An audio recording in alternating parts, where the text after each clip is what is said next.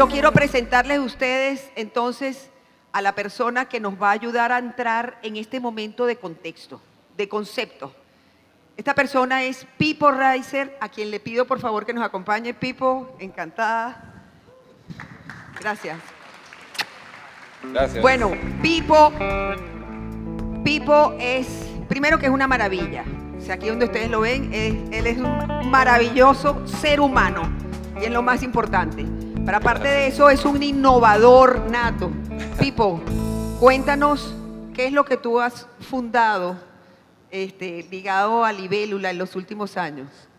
Bueno, en realidad he fracasado varias veces, pero no los considero fracasos como emprendimientos. Y el último emprendimiento y en el que estamos trabajando muchas personas ya se llama Simba. Es un emprendimiento que trabaja con los residuos orgánicos de la gastronomía y soñamos con un mundo sin basura, por eso Simba. Excelente, y eso lo dijimos ayer, que era Simba, es. el mundo Simba es un mundo sin basura. Pero también Pipo es fundador dentro de todo, ligado a Libélula, de lo que se llaman Lab L-A-B +1. Así es. O sea que también es un +1. ¿Y de qué se trata este Lab +1? Bueno, cuando estábamos comenzando estas ideas de emprender, nos dimos cuenta de que necesitábamos un laboratorio para experimentar, ¿Ya? ¿no? Y experimentar cómo crear este impacto positivo, este +1, desde nuestra propia acción. Y así nació la idea del Lab +1, que es el Laboratorio de Innovación Sostenible. Hoy estamos dentro de Libélula creando las innovaciones y ayudando a otros a innovar justamente y a crear más unos. Ya. Muchas gracias, Pipo. Y Pipo realmente es una de esas personas que no solamente es cabeza con su entendimiento, sino que tiene bastante corazón en lo que hace. Gracias. Por eso te agradezco, Pipo. Gracias. Invitas y realmente atraes a las personas para que vengan a compartir sus innovaciones en el Lab +1.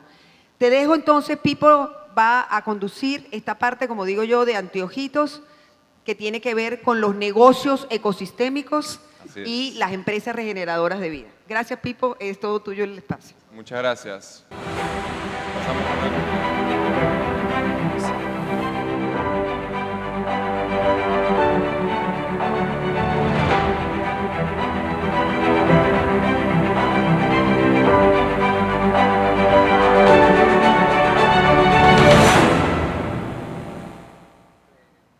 Bueno, muchísimas gracias, muchísimas gracias. Gracias por esa introducción, Lupe. La verdad, muy honrado de estar acá, muy feliz, muy agradecido por su presencia. En realidad, el que ustedes estén acá hace posible que nosotros estemos acá y son la razón para hacer esto que hacemos, ¿no? Yo vengo a presentarles este segmento de los negocios ecosistémicos, ¿no? Y le dimos varias vueltas a cómo llamarle a este segmento, porque en realidad reúne un poco este concepto y queríamos darle la mirada del ecosistema, cómo los negocios se conectan con el ecosistema vivo, pero cómo el ecosistema también nos incluye a todos nosotros como seres humanos. Y hay una tendencia muy importante ahorita en el Perú, una oportunidad gigantesca alrededor de las innovaciones en biodiversidad. Quería también ahora aprovechar a saludar a todos aquellos que nos están siguiendo a través del Facebook Live. Ayer tuvimos a 75,000 personas siguiéndonos a través del Facebook Live, así que muchísimas gracias. Si nos están viendo ahora, por favor déjenos ahí sus pulgarcitos, sus comentarios, nos encantaría escuchar de ustedes. Y cuando hablamos de los negocios ecosistémicos, pensamos en realidad en negocios que llevan en su corazón el +1. Ayer ya se presentó algunos.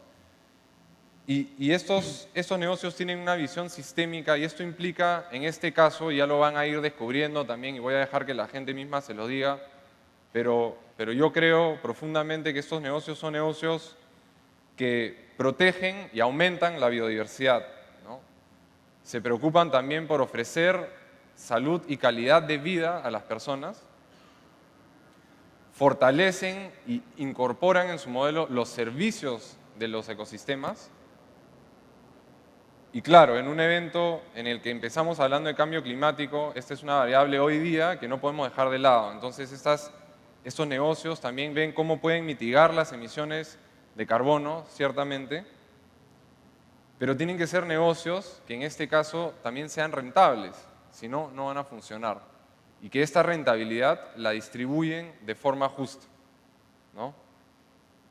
Y con todo esto, lo que terminan haciendo es fortalecen nuestra resiliencia ante la inestabilidad climática.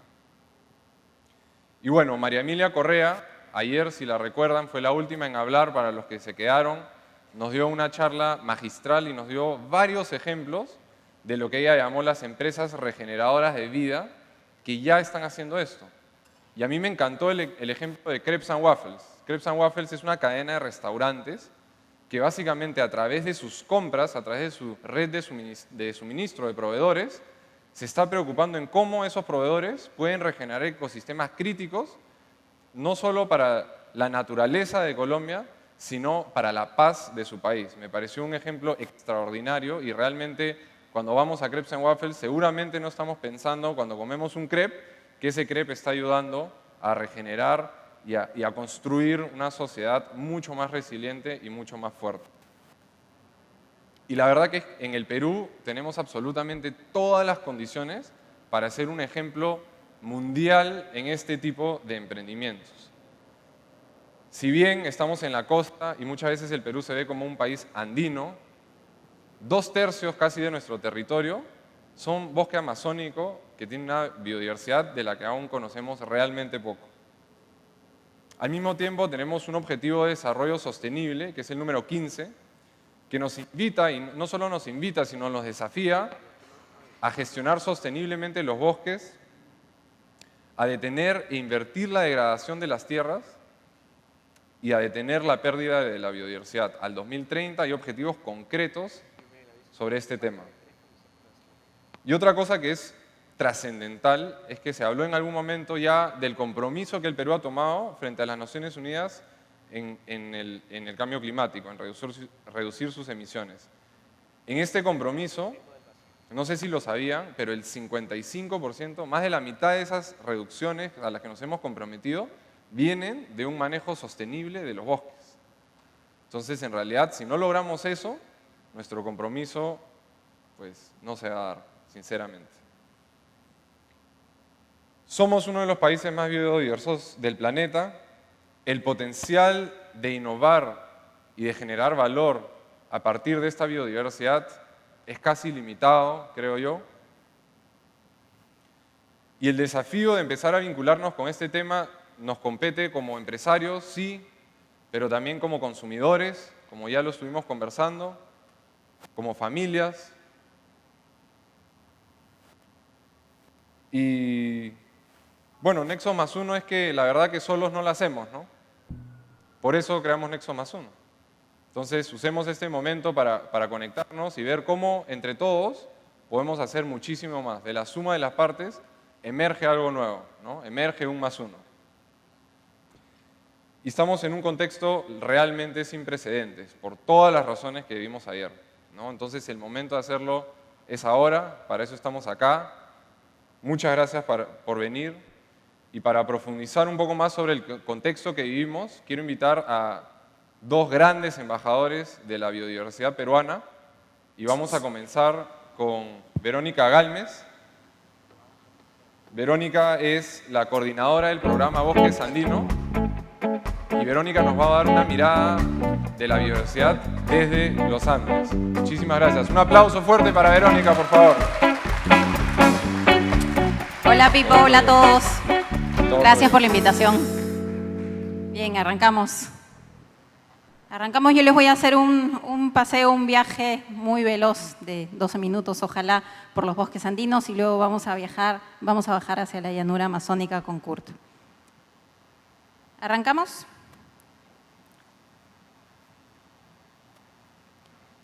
Un gin tonic. Muy temprano, Dani. ¿Qué tiene que ver el gin con los bosques andinos? Probablemente muchos nos hayamos tomado uno o hayamos preparado uno, pero probablemente lo que no sepamos es que la base para poder crear esta bebida tan popular es la quinina, el extracto de la quina, el árbol emblemático del Perú y que hace parte de nuestro escudo nacional, aunque a veces mal ilustrado, pero hace parte.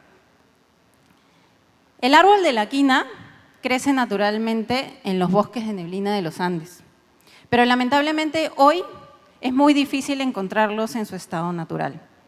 Las propiedades curativas, casi milagrosas, de la corteza del árbol de la quina la llevaron a la popularidad, pero también, debido a estas propiedades curativas, que fueron muy importantes en el siglo XVIII para poder curar enfermedades mortales como la malaria, por ejemplo, han acompañado que este tipo de árboles no sean manejados y no sean aprovechados de manera adecuada, llevándolos hoy a la casi extinción, no solamente de la especie, sino también que sea muy difícil poder invertir y poder restaurar, poder regenerar estos ecosistemas naturales donde originalmente habitaban este tipo de especies. La historia de la quina, la historia del árbol de la quina, nuestra historia, nos enseña muchas cosas.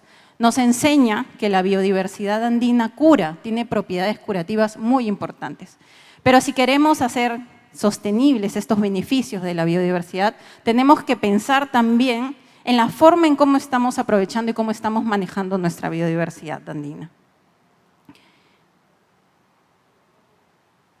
Y por esas coincidencias lindas de la vida, resulta que la quina es prima hermana del café, hacen parte de la misma familia.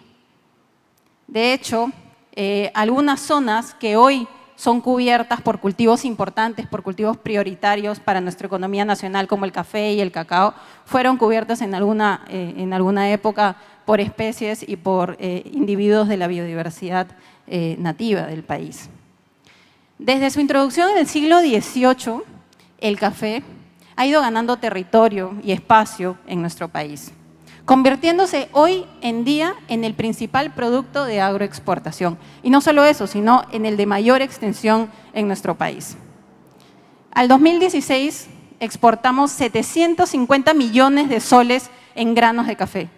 Si queremos hacer una equivalencia, este monto equivale a la valorización de 12 selecciones peruanas de fútbol, antes de ir al Mundial, ojo. Un dato interesante es que el 95% del café que producimos lo exportamos. Y el 70% del café que consumimos lo importamos, los peruanos. Es decir, producimos uno de los cafés más ricos y más finos para el mundo e importamos uno de los cafés más convencionales para consumo nacional. El café crece en 425.000 hectáreas en nuestro territorio nacional, 500.000 de hectáreas, un área equivalente a 600.000 estadios nacionales. Eso lo hace el principal driver de deforestación en el país. De hecho, 25% de la pérdida de nuestros bosques, muchos de ellos nublados, se atribuyen al cultivo del café.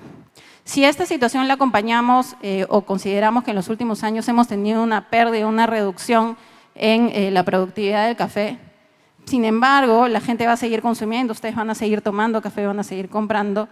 Si queremos que al 2050 podamos cubrir esa demanda proyectada, probablemente tengamos que triplicar la producción del café. ¿Qué hacer entonces? ¿Qué hacer ante esta situación?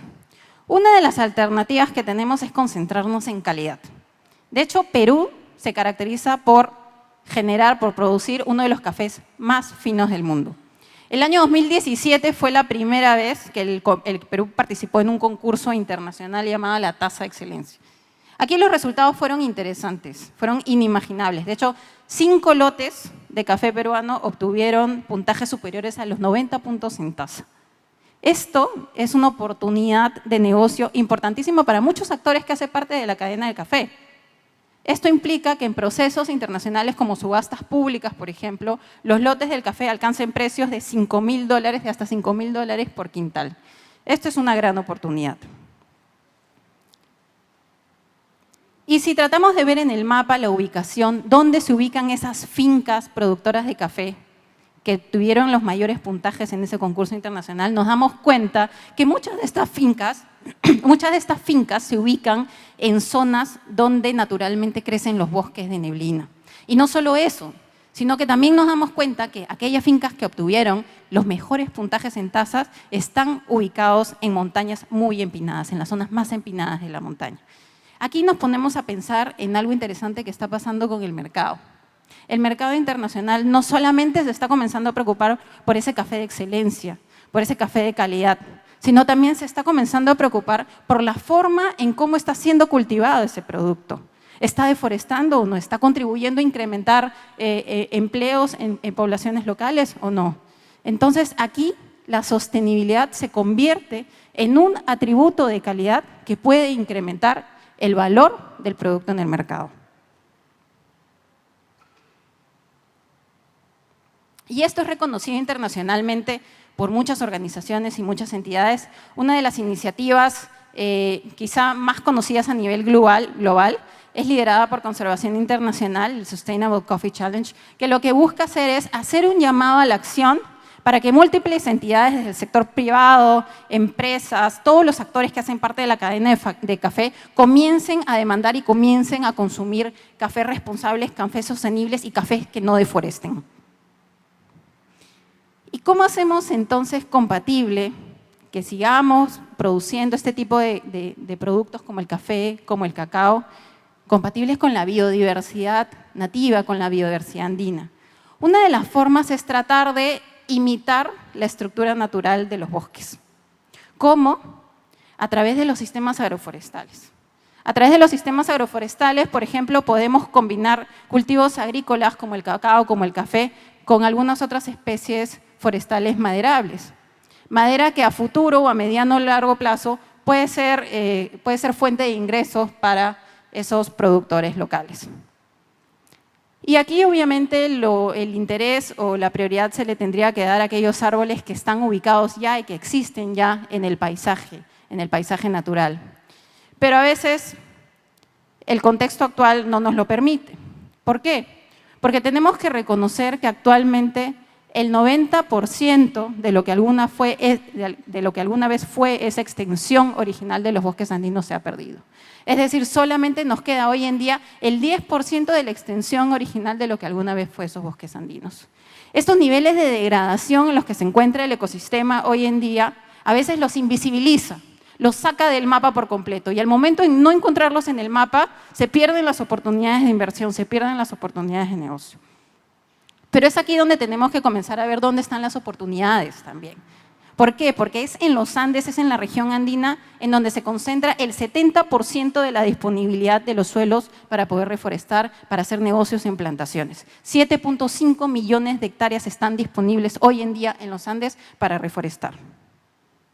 Y si hablamos de reforestación en los Andes, definitivamente tenemos que hablar de las comunidades campesinas, de las comunidades campesinas que habitan nuestros Andes. Es aquí donde se concentran las oportunidades para poder hacer negocios con impacto social y ambiental con base en el aprovechamiento adecuado de la biodiversidad andina. Tenemos que tener claridad sobre el contexto en el cual estamos invirtiendo. Y esto se vuelve aún más importante si consideramos que en muchos de los territorios andinos, en muchas de nuestras regiones de la sierra, más del 50% de estos territorios son propiedad de las comunidades campesinas, ¿no? Y más aún si nos ponemos a pensar que el 50% de las concesiones mineras se ubican por debajo de estos territorios de comunidades andinas. Entonces, aquí tener la capacidad de anticipar cualquier tipo de conflicto de origen socioambiental puede ser una oportunidad para poder asegurar la permanencia del negocio en el territorio. Ojalá que a futuro las empresas mineras, las empresas extractivas que actúan en estos territorios tengan la capacidad de ver a las comunidades andinas como partners naturales en el territorio, como socios naturales. Y si hablamos de las montañas, si miramos a las partes altas de la montaña, a la cumbre, a las cabeceras de cuencas, tenemos que referirnos al agua. Es ahí, es en las montañas donde se define el futuro del agua en el país. 70% de la provisión de agua para generación de electricidad proviene de los ríos andinos. Y no solamente los ríos abastecen de agua a la energía, sino también a los valles costeros, que son clave para las actividades de agroexportación. En estos territorios donde se combinan múltiples actores a lo largo de toda la cuenca, es donde los esquemas, mecanismos de incentivos para la conservación se vuelven interesantes. Estos mecanismos de retribución por servicios ecosistémicos que permiten otorgar incentivos para que se realicen buenas prácticas en las partes altas de la montaña, que permitan conservar, que permitan restaurar ecosistemas y que obviamente mantengan el flujo de los servicios ecosistémicos en las partes medias y en las partes bajas. Hablar de servicios o de oportunidades de negocios en los Andes, pues puedo mencionar múltiples, pero uno que particularmente me gusta a mí es este caso de Incamos. Es una empresa que nació como un startup hace ya más de 8 años, que básicamente se concentra en el aprovechamiento del musgo natural en los suelos que crecen en las montañas de los Andes. Esto lo hacen obviamente en coordinación con las comunidades nativas que son propietarias de las tierras. Este musgo es secado y es exportado hoy en día y se utiliza como sustrato para orquídeas, para bromelias, como jardines verticales, pero también están investigando la posibilidad de que este musgo pueda ser usado como filtros naturales para piscinas. Lo interesante es el impacto que ha logrado generar este tipo de negocios, ¿no? Son impactos socioambientales sumamente positivos para las familias de esas comunidades campesinas con las cuales se trabaja. Se ha logrado aumentar en 2 años el 35% en los ingresos de esas familias y se están haciendo prácticas de restauración del ecosistema. Un mensaje que quisiera dar y dejar ya en estos últimos minutos es que para poder conservar y para poder aprovechar sosteniblemente la biodiversidad de los Andes, tenemos que pensar y tenemos que articularlo con las grandes cadenas de valor, ¿no? Tenemos que tratar de reconocer que si bien tenemos una riquísima biodiversidad en nuestra costa, en nuestra sierra y en nuestra selva, en estas 3 regiones naturales, es importante que dejemos esa mirada longitudinal del Perú. Tratemos de ponernos los lentes 3D para poder comenzar a ver al país de manera transversal. Cuando comencemos a hacer los cortes en la cordillera, los cortes en los Andes y podamos ver las diferencias en esos pisos altitudinales, es donde realmente nos vamos a poner esos lentes de identificación de las oportunidades de negocio compatibles con la biodiversidad. Y termino comentando que probablemente los Andes no son para la producción a gran escala. Históricamente lo hemos demostrado. Ni los Andes ni muchas otras montañas en otras regiones. Probablemente las montañas andinas sean para perfumería, para exquisiteces, para esos productos de exclusividad.